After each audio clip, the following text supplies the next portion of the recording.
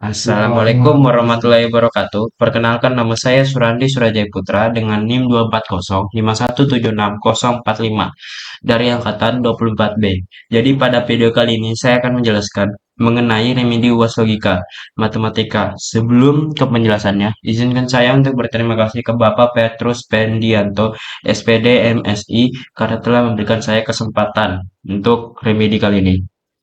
Langsung saja ke penjelasannya. Baik, saya akan menjelaskan nomor 1A terlebih dahulu. Sebelum saya jelaskan codingannya, saya akan menjelaskan soalnya. Jadi, soalnya ini buka kurung P atau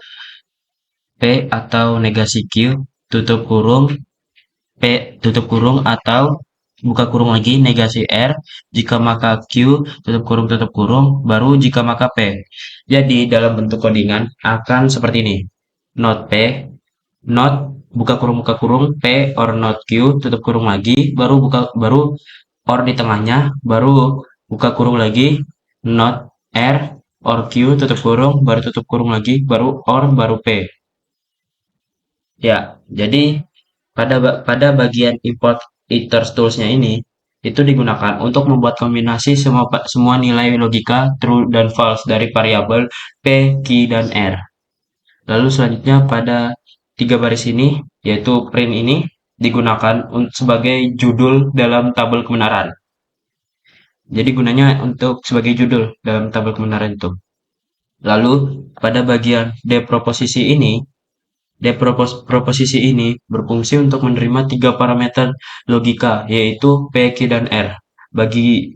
Baiklah, jadi parameter ini itu bagian ini, bagian P, Q, dan R. Ya, itu dia parameternya. Lalu penjelasan dari ini yaitu P or not Q. P or not Q ini akan bernilai true jika P bernilai true atau Q bernilai false. Lalu pada bagian ini not R or Q akan bernilai true jika R bernilai false atau Q bernilai true. Selanjutnya, pada bagian value list ini, true false ini digunakan untuk membuat kombinasi nilai logika untuk variabel P, Q, dan R. Lalu selanjutnya, pada bagian ini, header table ini, itu digunakan untuk mempermudah pembacaan tabel kebenaran dan merapikan tabel kebenaran tersebut. Lalu pada bagian ini, pada bagian for PQR in intertools ini berfungsi untuk menghasilkan semua kombinasi nilai logika true dan false untuk tiga variabel, yaitu P, Q, dan R. Jadi tiga parameter itu sama dengan tiga variabel. Jadi tiga parameter itu tiga variabel. Selanjutnya pada bagian akhirnya itu, pada bagian codingan akhirnya itu untuk menghitung hasil logika cetak nilai PQR dan hasil evaluasi format tabel. Dan jika codingan tersebut sudah lengkap, jandiran akan menjadi seperti ini. Ya, jadi seperti inilah codingannya. Selanjutnya, nomor 1B, sebelum ke codingan, saya akan menjelaskan soalnya lagi. Jadi, penjelasan dari program 1B ini hampir sama seperti 1A. Cuman, perbedaannya itu ada pada depth proposisi di bagian atas, di bawah dari judul tabel kebenaran itu, dan pada bagian akhir codingan. Ya, jadi ya, P, P, Q ini jadi saya akan menjelaskan soalnya dulu. Jadi buka kurung P atau Q tutup kurung dan buka kurung lagi R atau S tutup kurung dan negasi T. Jadi pada bagian ini seperti yang saya bilang tadi, yang cuman berbeda pada codingannya itu cuman pada depth proposisi ini. Jadi di depth proposisi ini menggunakan 5 parameter, yaitu P, Q, R, S, dan T. Jadi yang pertama itu ada P or Q. P or Q mengembalikan true jika salah satu dari P atau Q bernilai true. Lalu R or S itu mengembalikan true jika salah satu dari R atau S bernilai true. Lalu Di antara kedua ini, di antara P or Q dan ROS ini, ada tengah-tengahnya yang sebagai operator, yaitu OR. Lalu, ada not yang berfungsi, ada not yang berfungsi untuk membalikkan nilai logika dari T. Dan dan dari keseluruhan ini adalah hasil gabungan sebelumnya dengan syarat not T harus menilai true. Selanjutnya saya akan menjelaskan di bagian for ini perbedaannya apa, yaitu di sini menggunakan repeat 5. Jadi pada codingan sebelumnya itu menggunakan repeat 4 dikarenakan repeat 3, mohon maaf, dikarenakan menggunakan PQR. Pada codingan yang 1B ini menggunakan repeat 5 dikarenakan parameternya ada 5. Ya, dan ketika di run codingannya akan jadi seperti ini. Ya, di bagian sini ada false-nya dikarenakan itu tidak ekivalen berarti. Selanjutnya nomor 2. Codingannya juga hampir sama dengan nomor 1A dan 1B, cuman di sini yang berbeda hanya pada bagian depth proposisi dan juga for-nya ini.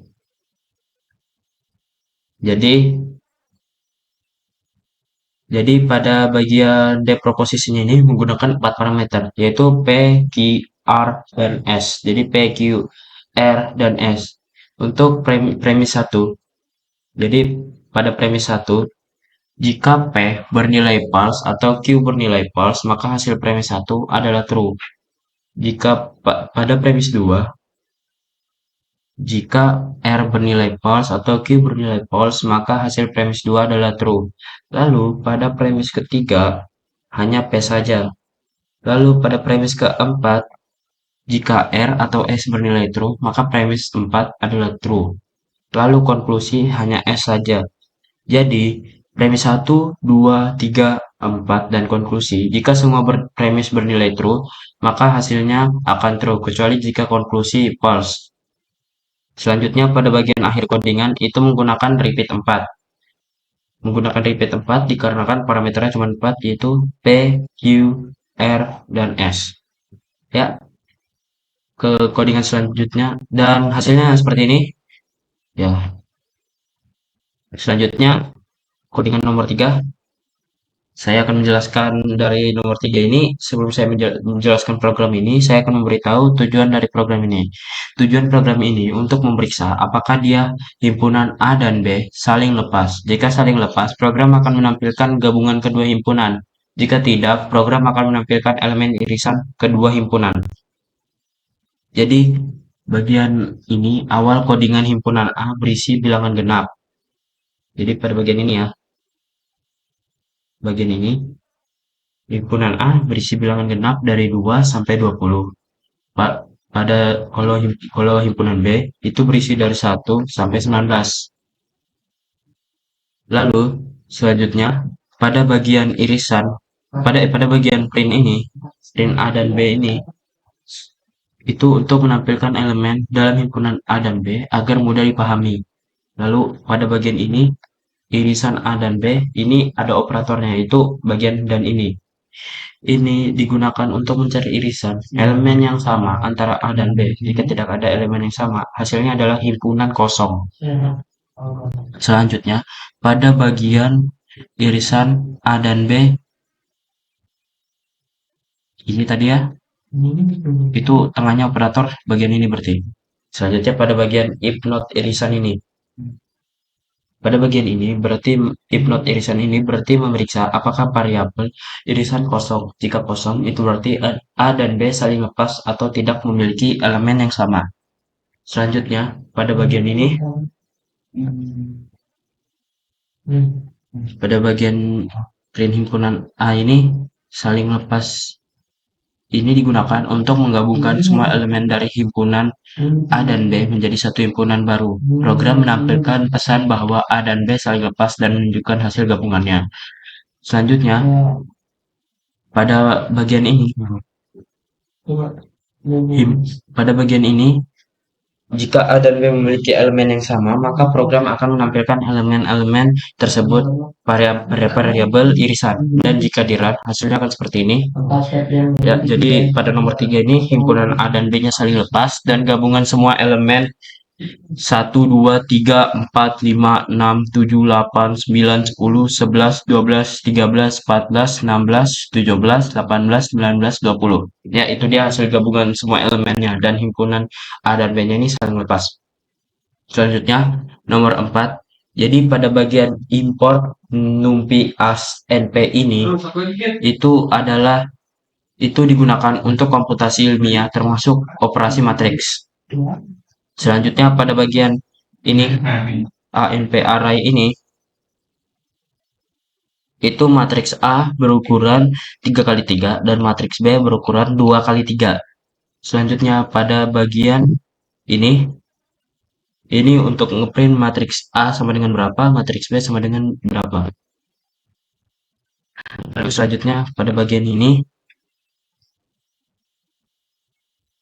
pada bagian if A shape ini itu matriks pertama A harus sama dengan jumlah matriks kedua B. Jadi matriks A memiliki 3 kolom, matriks B memiliki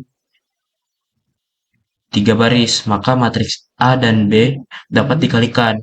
Selanjutnya, pada bagian np dot AB digunakan untuk melakukan pada bagian np dot ini AB digunakan untuk melakukan perkalian matriks.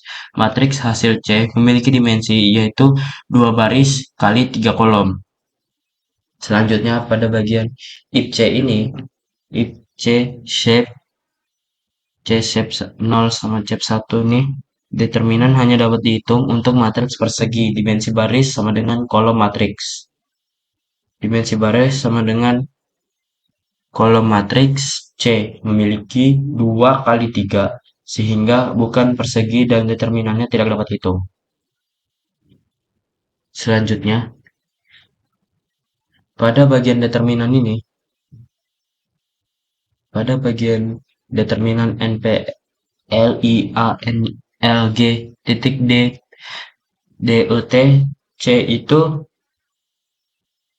ini hanya akan dieksekusi jika C adalah matriks persegi dan NP linear det digunakan untuk menghitung determinan matriks, dan jika matriks tidak persegi maka dia akan muncul hasil dari codingan ini, yaitu matriks tidak dapat hitung determinannya karena bukan matriks persegi.